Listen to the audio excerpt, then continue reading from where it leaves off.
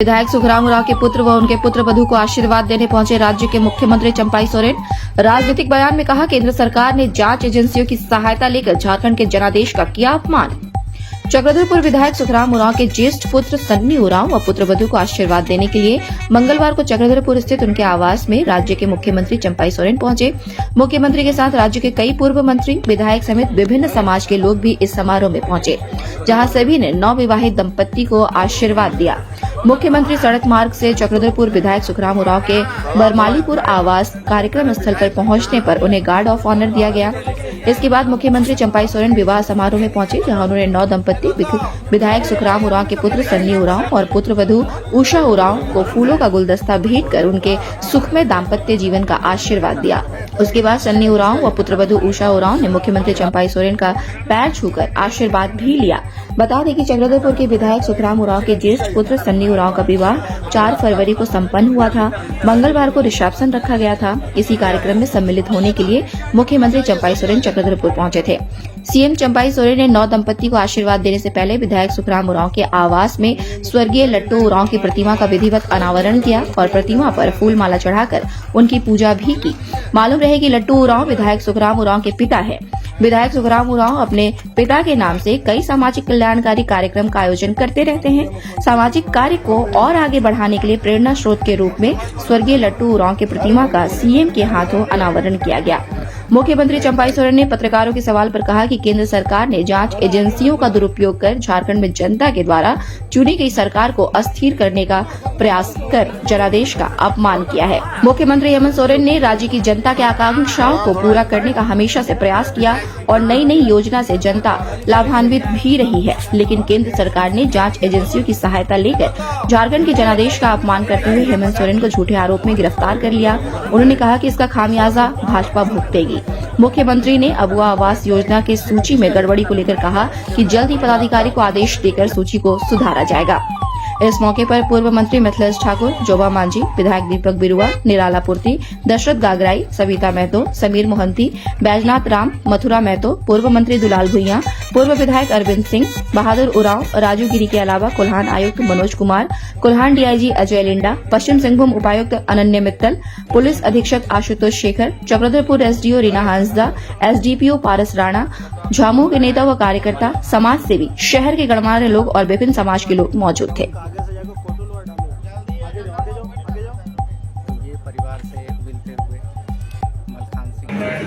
आज 2 साल में इस तरह से काम किया कि झारखंड के आदिवासी मूलवासी का जो मूल समस्या है, आपकी योजना, आपकी सरकार, आपकी द्वार के माध्यम से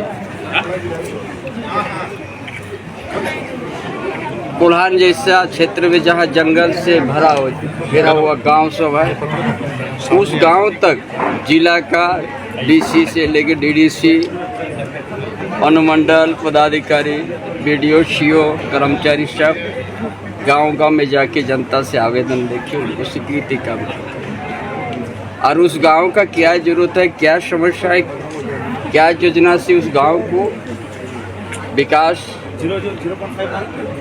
होगा, इस सारे आवेदन के जरिए से और उसी हिसाब से एक योजना तैयार किया और उसी योजना के भी जो ऐसा परिस्थिति केंद्रीय एजेंसी के माध्यम से जो इतना चुना हुआ, इतना जनादेश प्राप्त किया, जिसका नेतृत्व आज झूठा मुकदमा में उनको आज पद छोड़ना पड़ा। इसलिए आप लोग भी जानते हैं, सब जानते हैं, उनका काम बहुत सराहनीय है। आज योजना भी बहुत सुंदर कि किस ढंग से यहाँ का आदिवासी मूलवासी डेवलप होगा। जिस प्रदेश में खनिज संपदा का भरा हुआ प्रदेश है, उस प्रदेश में यहाँ का आदिवासी मूलवासी क्यों गरीब है, गर्मी में पैर में चप्पल नहीं आए, शरीर में कपड़ा की अभाव क्यों?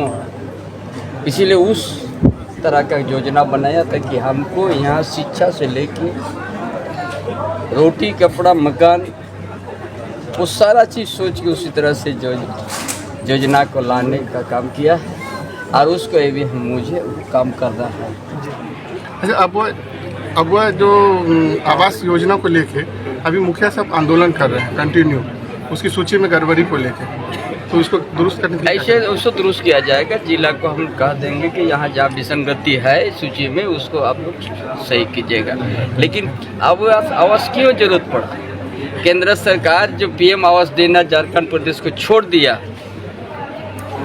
कई बार पत्राचार करने गया, कई बार जाके मिलने के बाद भी जब नहीं भेजा, तब स्वयं हमारा पूर्व मुख्यमंत्री ने कि हम अपना राज्य अब अपना राज्य हम जिसका छात्र नहीं है, जिसका रहने के घर नहीं है, स्वयं हम सब परिवार को 2 रूम के जगह 3 रूम देने का निर्णय ले लिया। जो अभी पूरा हर जगह काम शुरू हो गया, चयन भी हो गया और अभी आवास का बनाना भी शुरू हो गया।